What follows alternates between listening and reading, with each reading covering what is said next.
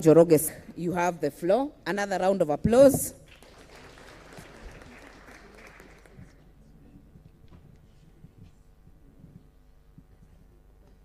Thank you very much, Session Chair, the first chairpersons of committees and distinguished member for Gilgil, Right Honorable Speaker and Chairman of our Parliamentary Service Commission, our Deputy Speaker, the Leader of Majority Party, the Leadership of Minority Party, our Parliamentary Service Commissioners, all chairs of committees present and vice chairs of committees present, colleagues, permanent secretaries who are present, and Honorable Speaker, permit me to recognize the permanent secretary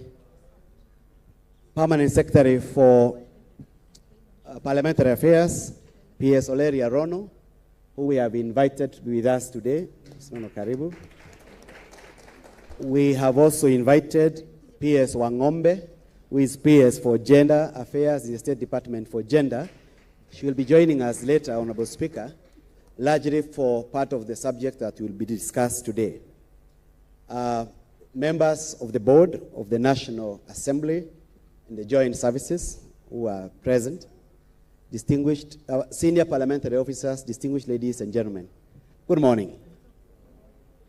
Mr. Speaker, it gives me pleasure to stand before members of Parliament today to simply welcome you to this third retreat. The first retreat happened during your induction in Mombasa. Then it was agreed that we'll be having annual retreats thereafter.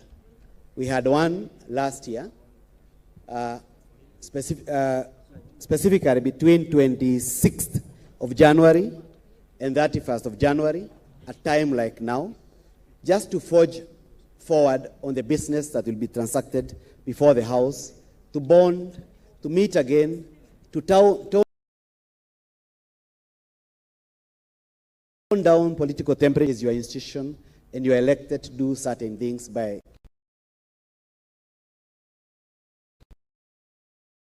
the electorate. Delivering the 5th session agenda and preparing for transition. We are conscious, Honorable Speaker, that we are actually preparing for transition because we have 560 days only remaining between now and the next general elections, or precisely 80 weeks. And as your administrator, I have a duty to keep reminding you, and to keep reminding us of the time remaining between now and the next general elections. When you're newly elected, it looked long. It looked as if 5 years is long until you start working it. We have barely 1.5 years to go. And part of those 1.5 years will actually be a campaign period. So the only session we have to actually complete the work that you are elected to do, and the work of this parliament, is this session. Because the next session, which will commence early next year, a number of things happen. One, we normally start the last session of each parliament early. Instead of coming back in February, like you are coming back this time, for the next session, you will resume in January, around January 20th. A time like this, the House will have started. That session is normally the shortest, because by June 15th, and this time we are planning around June 18th, the House will do a synod recess so that you are able to go out and campaign. We learned from the lessons of the 10th Parliament that when we hold members back to do parliamentary business, while your colleagues, your competitors on the ground, we disadvantage you. During the term of the 10th Parliament, the likes of Honorable Kimunya, Honorable Jeru Ndwiga, and others, they remained in Parliament to finish the business of the House and the executive, but their constituents were not very kind on them. Walisema ni wabunge wa Nairobi. So we learned that moving forward, we will always try to release members early for the last session so that you can attempt to get your jobs back early enough. In this regard, Honorable Speaker, the House comes back early for the last session. We fast track key businesses only. Budget policy statement, division of revenue bill, county allocation of revenue bill. If there is any additional allocation to go to counties, maybe we fast track it. A finance bill, and any laws or regulations relating to elections. Those are the items that we facilitate, that we prioritize for the last session. It means that everything else we need to constrict it within this session that starts now. The reason, Honorable Speaker, that we petitioned you, and we are glad that you agreed, that we have this meeting once again, so that we look at the business that needs to be done this session. It's also going to be very short. So, Speaker, the last time we were here, there are a number of things that were agreed that we ought to do. Part of them was that we need to start modestly relooking at the rules of procedure, what we call the standing orders. The job has started in earnest. As usual, we have started with officers sitting down, looking at the rules of procedure, officers in procedure, officers in committee, our legal counsel, the physical analysts. That's the job they are doing now. Part of the things they'll be looking at is a committee system. It will be called, Honorable Speaker, that we split the Public Investments Committee from one committee into 3 committees at the beginning of this parliament. The idea was to try as much as possible to bring to current the examination of audits of our parastatus, which number over 250. Part of the assessment that we will be conducting is whether that system has worked. Have the committees chaired by the distinguished member for Pokot South, the committee chaired by the distinguished member for Navaholo, Honorable Wangwe, the committee chaired by Honorable Member for Butula, have they done 3 times the work that used to be done by the previous PIC when it was single? Sorry, Bumula, sorry, member for Bumula. Thank you. Have they done 3 times the work of the previous committees, the PIC as we knew it before? This is because there is a sunset clause in the standing orders that the current arrangement of splitting PICs will come to an end at the term of this parliament, and we go back to a single PIC. If the House deems it fit to extend the term, given the performance of the 3 committees, then so be it. But it's only fair that that is done given the scorecard of the performance of the 3 committees combined. Mr. Speaker, we'll also be looking at the petitions committee to see whether the split has worked, as opposed to having petitions being discussed by the various departmental committees, as was the case before the standing orders. Mr. Speaker, we will also be looking, as part of this session, at the part on private bills, not private member bills, private bills. We have a part in our standing orders which does not seem to sit well given our current constitutional dispensation. We have a part called private bills, an imagination that a private individual can introduce bill to Parliament. Yet, our Constitution, under Article 109, provides that a bill may be introduced only by a member of Parliament or by a committee. So that's the part we are going to look again, so that if there's need to retire it completely from our standing orders, we retire it. We have learned, Honorable Speaker, that impeachment process, removal of persons from office, we need to codify it in our standing orders. Because our Senate has perfected the art of impeachment, given the practice of impeachment of governors, the Senate has already codified the impeachment rules in their standing orders. Therefore, it becomes very easy.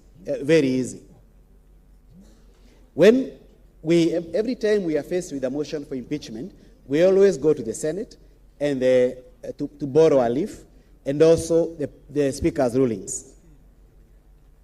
in this parliament, so far we have had about 2 motions for impeachment of cabinet secretaries. One reached the floor, the other did not reach. We have had impeachment of deputy president. We have realized that it's time we codify that practice in our rules of procedure. And that is going to be one of the things that we introduce as an annexure. We have the rules. What we don't have is the rules as part of our standing orders. Mr. Speaker, in December, sometime in November, December,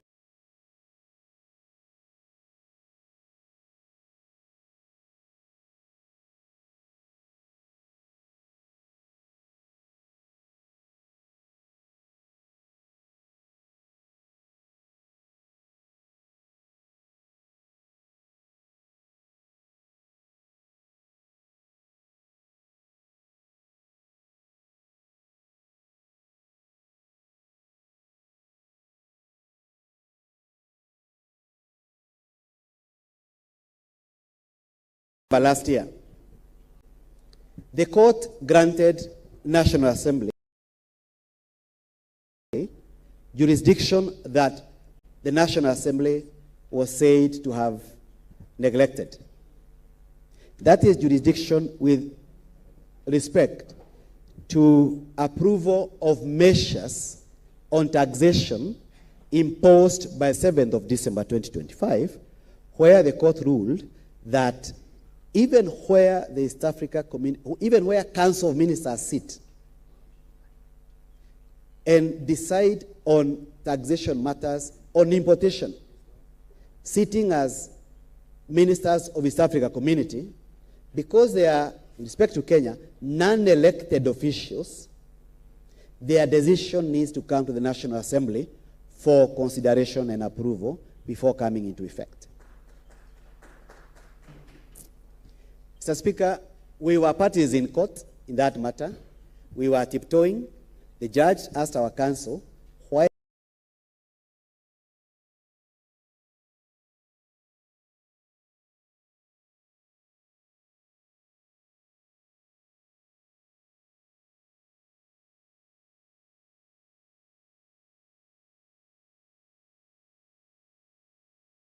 have you neglected over the time the work to be done by East Africa community?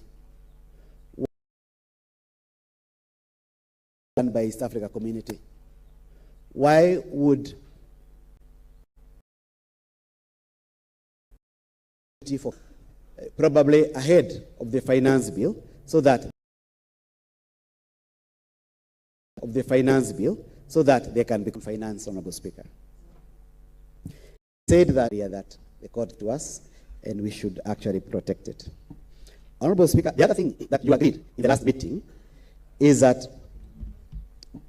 Honorable Speaker, the other thing that you agreed in the last meeting is that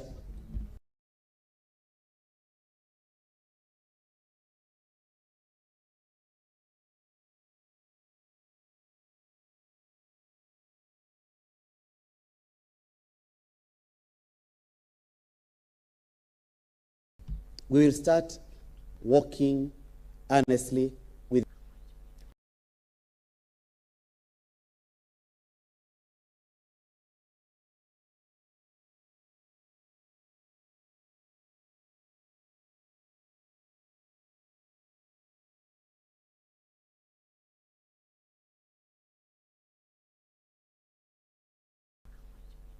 this is your scheme. It is contributory. You are 77,000. This is your scheme. It is contributory. You are 77,000 from your payslip, commencing contribution, and the balance is a buyback. We have started. We are working on it. There is a team that we are working on it. There is a team that was established by the Commission and approved by the House, and there is going to be a subject on how far we have gone and any new measures that we need to put in place so that after the Speaker, there was the issue of the security, which you agreed last time, and we are going to discuss it towards the end in a closed-door session. You also agreed last time, Mr. Speaker, that we have an open communication channel with Kenya Revenue Authority, NSSF, and SHA, so that we improve how constituency offices are run, but most importantly, the delivery of services to the people of Kenya. That resolution has yielded fruits, Honorable Speaker, and when we have the Cabinet Secretary for Health coming before you tomorrow, you'll see how it has yielded fruits. With respect to KRA and SSF, I wish to report that we are doing far much better in constituency offices than we were doing before. Now we have an office of KRA stationed in Parliament. We have the officers from KRA stationed in Parliament throughout to assist on returns, KRA returns for your constituencies and also for individual members of Parliament and staff so that we can comply. Because Parliament is one of the key taxpayers in terms of income tax. Going to the program, Honorable Speaker, before you, Honorable Members, you have a program which is 45 pages. It's a 45-page document. We also have a small book that is on your table that speaks to the work done by the House during the term of the third session. Not fourth session is the one that is coming to an end. Third session is the one that ended in February 2025. That one is ready. It's a booklet that you can study. It shows the work done by the House during that part of the session. In terms of program, Honorable Speaker, permit me to take members through the program the next 3 days. 23, which is in the middle, sorry, number 20, page number 20. The program shows that after this opening session, we are going to have an interaction on political parties regulation, and thereafter another one on electoral management preparedness. This is very deliberate. On political parties regulation, we're going to have a session with Mr. John Cox and his team. John Cox is a registrar of political parties. Bwana Cox, karibu sana with your team. The next topic will be about the electoral management and preparedness.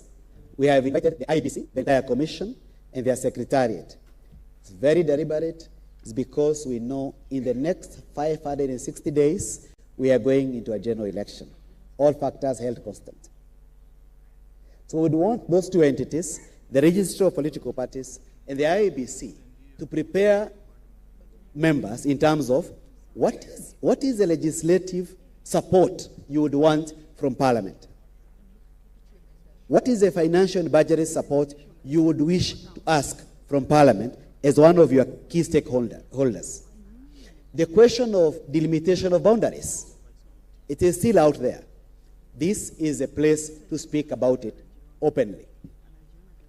Mr. Speaker, we were advised previously that it is not good to amend laws relating to elections when you are too near elections, because you make it difficult for the referee to prepare for elections given the changes in law. And therefore, we hope that we'll agree on way forward in terms of any legislation, any amendment to law, any regulations that the IBC wishes Parliament to do, and we agree on a timeline so that they have a headroom to prepare after the law has been changed or amended. Mr. Speaker, there are three matters that are still very core to the people of Kenya. The health of the nation, economy, and education. Therefore, you instructed, Honorable Speaker, that in the program, we ensure that we are going to have the Cabinet Secretaries for Education tomorrow. Thereafter, Cabinet Secretary for Health and his team from SHA and the level 6 hospitals, if possible, and the Cabinet Secretary for the National Treasury.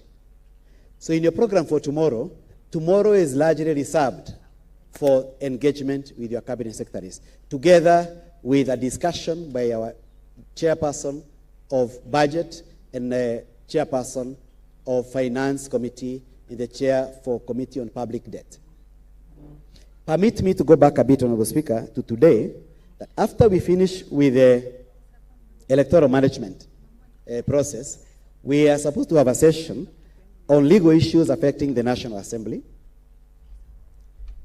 where we'll speak about NGCDF and GAF. There is also the matter of data protection. Initially, we had hoped that we do data protection after we finish with CDF and GAF. But we'll be requesting, Honorable Speaker, that we reorder so that we start with the data protection as plenary, then go to CDF.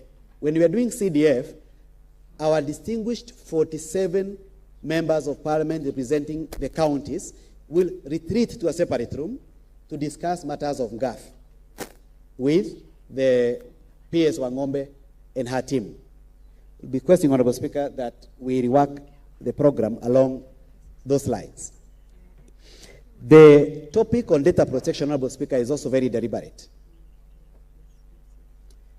We realized we are getting a lot of intruders into our website, social media pages as an institution. When we are doing the finance bill of 2025, we got some intruders and were able to do certain things with respect to protection. But at individual level, members are still exposed.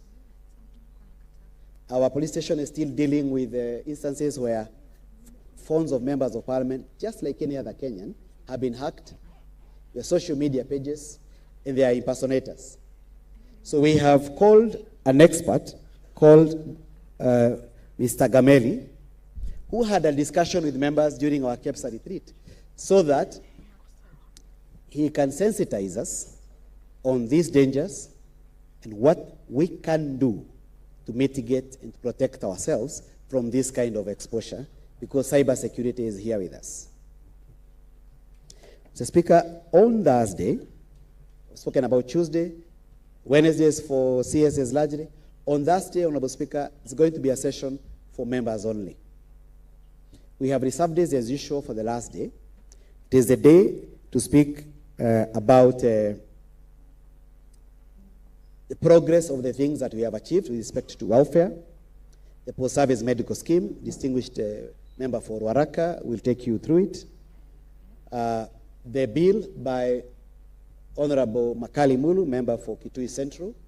We were asked to do an actuary. An actuary was commissioned to do certain things on it, and we'll be reporting about it. So that's a day reserved for any welfare or in-house matters. Therefore, we'll be persuading you to leave any questions that you have on welfare for that day, Honorable Speaker.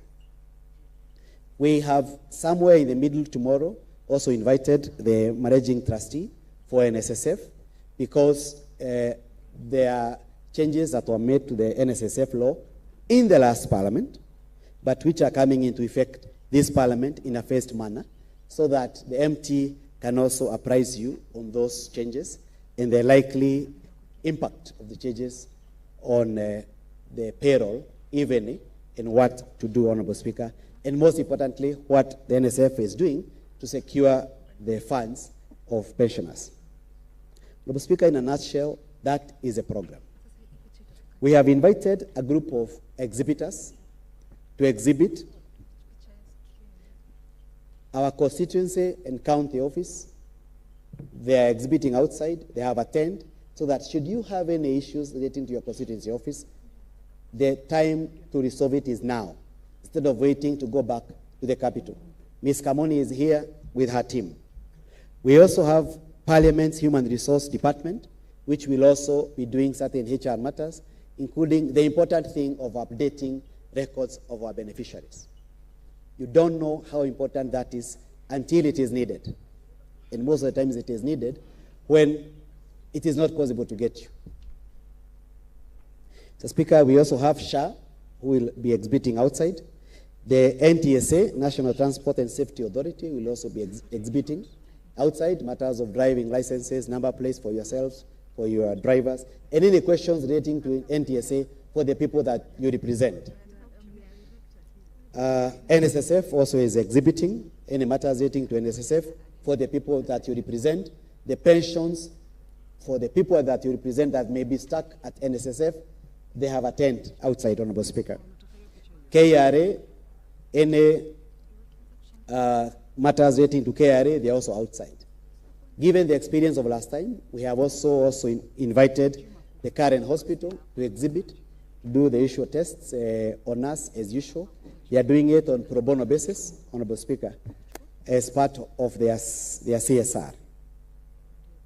As I come to an end, Honorable Speaker, allow me to introduce the senior team from Parliament that is with us here today. We have the person who is in charge of the program, Deputy Clerk Sarah Kioko. Sarah Simama, once again. She's the one who has been in charge of this program. And she has helped in coordination of the program. Next to Sarah is Director General, Parliamentary Joint Services, Dr. Clement Nyandiere. Matters relating to medical scheme for members of Parliament, the insurance scheme, Bunge Tower, security, they are ordinarily under Mr. Nyandiere, and will be making a speak about it on Thursday. We normally don't leave the Center for Parliamentary Studies behind, the CPST. Asante sana, Professor Nyokabi, for being with us. Indomitable, distinguished Deputy Clerk Jeremiah Dombi, asante sana, Mr. Dombi, for being with us and coordinating this. We have Directors Kipkemo Yarab Kirui. Thank you. He's also assisting Ms. Sarah Kioko to coordinate this. We have Director, Parliamentary Budget Office, Dr. Muyundo Masinde. Dr. Muyundo, karibu sana. That's a person in charge of advisory on on budget matters. Mr. Speaker, let me say this proudly, that Parliament has come of age. Every time there is budget being done at the National Treasury, we are happy that National Treasury always consults our Parliamentary Budget Office, and sometimes we ask for their expertise, and we are grateful for the work being done by our PBO. Director, Litigation Services, Mr. Sheriff Samwendwa. Mr. Speaker, this man may look short, like me, but he's doing a tremendous job. We have over 500 court cases affecting National Assembly and Parliament in general, some against the person of the Speaker, and it is Mr. Mwendwa and his team who always represent us, including giving you advisory on certain matters relating to your constituency and county offices. We also have Director Legal Services, where is Ms. Akama. She's not with us. Oh, Ms. Akama is seated at the back. She likes hiding herself. Karibu sana, Ms. Akama.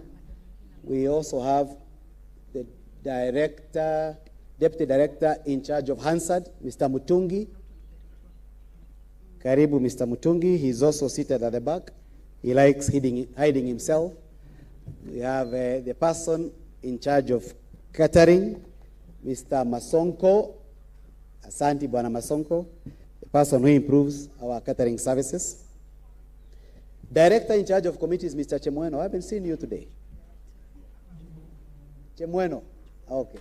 Karibu Kipsang. Chemweno is in charge of the departmental committees. Ms. Florence Atenyo Abonyo. Hello, Uko. Florence Atenyo Abonyo, Mr. Speaker, is the one in charge of committees called Audit, Appropriations, and General Purpose Committees. She's doing her last phase. She'll be retiring in about 1 month to go, Honorable Speaker, and a time will come for us to request you, Honorable Speaker, in the House to celebrate her. She has been with Parliament for over 34 years. Director Apopo is the director in charge of Speaker's Office and also in charge of the leadership offices. Also like hiding at the back. It's my height at the back is there. Director Dishon Nyaga, also at the back. Karibu. Mr. Director for Finance, also seated at the back with his deputy, Mr. Meikoki. Asante. Director in charge of procurement, the one who has ensured that this venue was procured in good time, Mr. Malinda. Karibu.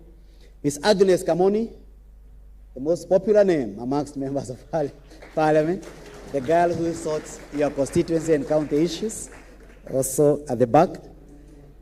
The acting Chief Sergeant at Arms, Major Retired Bernard Masinde. Karibu sana. Masinde is most likely outside at the moment because he's coordinating matters relating to your bodyguards and their security. And we also have Director in charge of research, Mr. Kefa Omoti. Thank you, Banamoti. Mr. Speaker, that is a team that assists me in administration of the National Assembly. As I conclude, having introduced the program, Honorable Speaker, allow me to leave with this one word, that a good man leaves an inheritance for his children. We are here so that we can do better than we did last time. We agreed last time, Honorable Speaker, that there's going to be more decorum in the House, and we saw that last session. It was better compared to the first and second sessions, that the Presidium will allow more members to speak than before, particularly the members who are serving a first time. We have seen an improvement in that, Honorable Speaker, and that we are going to have less occasions of the question of quorum being raised in the House. And we have seen great improvement in that, Honorable Speaker. With those many remarks, Honorable Speaker, allow me to return the mic back to the session chair. Thank you very much, Honorable Members. Another round of applause for our clerk. Mr. Speaker, allow me shortly to recognize the